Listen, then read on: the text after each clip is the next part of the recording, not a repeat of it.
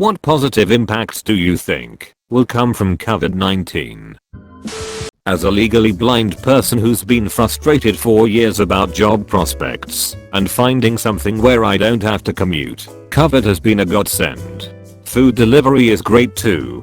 The downside is the increased cost of these items factoring in the cost of delivery. I guess if I'm not paying for any car ownership expenses, it probably balances out. Organizations with abysmally slow internet connections that have not been updated in decades will do so in order to support video conferencing. Best answer I've seen so far. More help for people with disabilities. Online ordering, grocery delivery, food delivery. It's been nice. Saves me energy when I can make an order for something and do a contactless pickup and they just put it in my car when I drive up. Not everyone has energy to spare for simple things like groceries or errands. Also improvements in telemedicine. Doctor's appointments over the phone has been amazing for my chronic illness too. It means if I'm having a flare and can't go to work, I don't have to waste energy driving to my GP to get a medical certificate when they've already got my full medical records as evidence anyway. It's also great that I now don't have to do a 6-hour round trip to the city to see a specialist for 15 minutes. It's all online or over the phone if I don't need a physical. A lot more curbside shopping and food options. Yes, I did a curbside pickup from Mikey, ordered over $1,000 online Friday morning, drove an hour to the store on Saturday morning, waited less than 5 minutes to be told which stall to park in, and they brought it all out. Loaded myself in 5 to 10 minutes and off I went. Cost me $5 to avoid going into IKEA on a Saturday. Plus if you're shopping alone, what do you do if you have 2 carts of stuff? Or even one? I have to leave it on the loading area and make a dash for the car and hope no one takes anything. I'll be using it in the future for sure and hope they do keep it going. I'm hoping that bathrooms in restaurants will become completely hands-free. I hate that the pull side of the door is on the inside and usually there's no paper towel dispensers anymore to use as a glove to touch the sink/door handles. I vote for more foot pedal controlled faucets and toilets because these motion sensors that never work make me question if I'm a ghost roaming the earth. My blind GF and I are already seeing more video appointments. This is something she has wanted forever since she can't drive.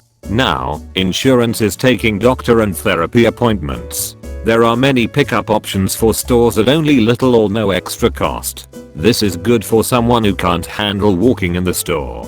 I'm mildly physically handicapped and walking over 10 minutes hurts, so this is fantastic for people who are like me and worse. There are more delivery options for people who don't drive. I can see mask wearing while sick becoming more popular in the States even after this settles down, which will help healthy people not get sick as much with colds and help protect the vulnerable who might not handle the everyday cold as well. There's more, but that's my 2 cents. I work at a government hospital and even after COVID, whenever that might be, they want up to 40% of visits to be virtual.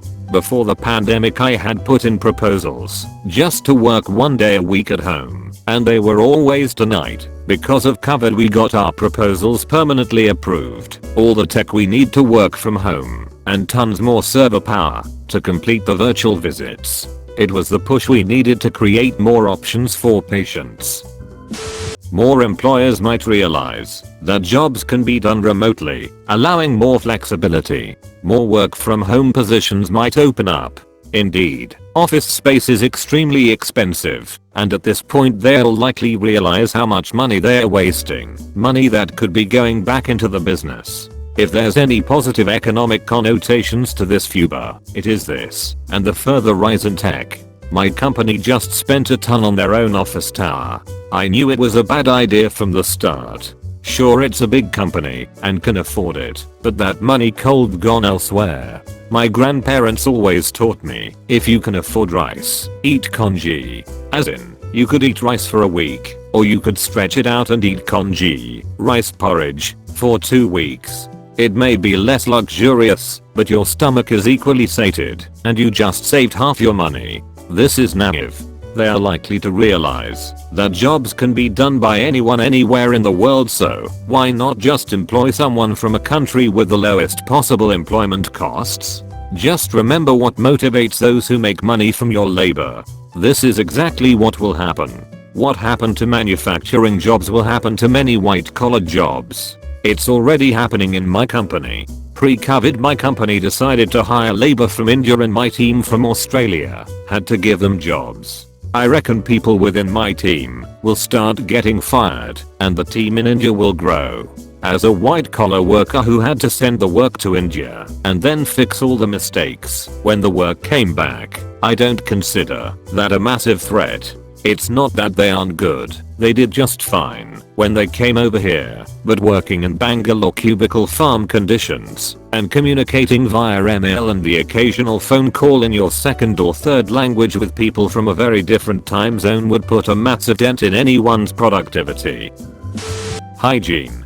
I'm usually sick all the time, but I haven't been sick a day since lockdown. We've been open back up for months now with social distancing and extra hygiene measures in place everywhere. It's stunning. My kids haven't been sick either. It's like a miracle. Who knew people's gross hands and spittle was impacting my life so much? That actually explains why I haven't been sick since January. I usually get sick around June and September like clockwork, but I feel fine. Some people may not agree, but I'm really hoping all the online ordering and contactless delivery keeps going. Mail carrier for USPS, and I wholeheartedly agree with this. Always nice to have validation for what I do for a living. Drive-in movies making a comeback. Yes, agreed. I hadn't been to a drive-in since the 90s and thankfully they started popping up again here in California. So I was able to watch New Mutants and a bunch of classic actions movies this summer. I think a lot of people are realizing how terrible some of their relationships have been, whether it be with employers, spouses, family, etc. And I think a lot of people are just taking a lot less shit from people. I also think so many have revisited past hobbies, or taken up new ones, or truly became reacquainted with feeling at home in their homes. I think both these things will result in a lot of people just slowing down and reassessing what or who is worth keeping around in life. I know that's certainly been the case for me. I also think a large number of people who have experienced working from home will now refuse to make commuting a part of their workday, which will eventually lead to a lot of changes to how we work. This may eventually lead to changes to housing prices in different areas, etc. I have started seeing family more regularly online playing games I had no idea about.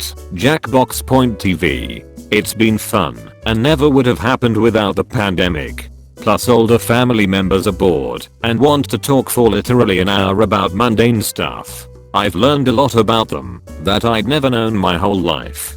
Plus my dogs get a ton more exercise and I've saved money not going out, plus I'm eating healthier with my own cooking. Honestly, since COVID I really likes the rule of extra space when in line. Hate people just breathing on my shoulder while we were in line. Also hated strangers sitting next to me on an empty bus and it stopped. Better hygiene and personal space standards from businesses for their customers. At first, all of the frantic we do X, Y, and Z to ensure your personal health and safety and maintain the highest messaging was so weird and extreme, but now it just feels nice and standard. Things like having more room in restaurants, entertainment venues, etc. Very thorough cleaning in general. Salt and pepper shakers, condiments, etc. being left off the tables and brought out individually by request, all nice and clean. Contactless delivery. I've grown very accustomed to these wonderful things and hope they stick around. It's hard to lower a standard once your customers have gotten used to higher ones, you know. The derailing of facial recognition technology. Even if we are just putting off the inevitable, I'm very okay with delaying it for a few more years. On the other hand, gait recognition technology, yes, depressingly it is a thing, has probably progressed in leaps and bounds in the meantime. Hopefully people will be more conscious of personal space. I'm not a touchy-feely person before this, and it's been nice that people aren't invading my bubble hardly now. Many people are starting to realize that a lot of celebrities are pretty worthless and pathetic when they're not the center of attention for 5 seconds. Everyone will want entertainment forever, which celebs are, so probably not.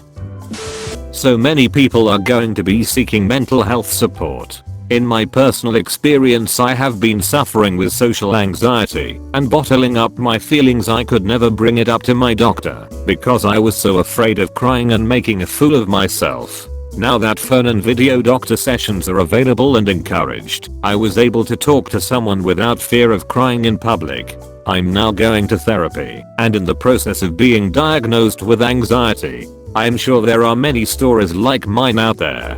Just figured I'd add, if anyone needs to hear it, that you are never alone. It's so hard at first to reach out for help, but it is so worth it. It's a bit of a pipe dream, but I'm hoping there will be a newfound respect for those working in the service industry. Now currently doing restaurant work, people still subtle mayo. And I've seen some people say, well, the people who do care are staying home. And I find it very hard to believe. It's embedded within our culture to look down upon those who make less money than we do, and to also see service workers as owing them for paying their wages, even though they're like, not. So yeah, I hate to say it, but I think it's totally a pipe dream. The end. Thanks for watching.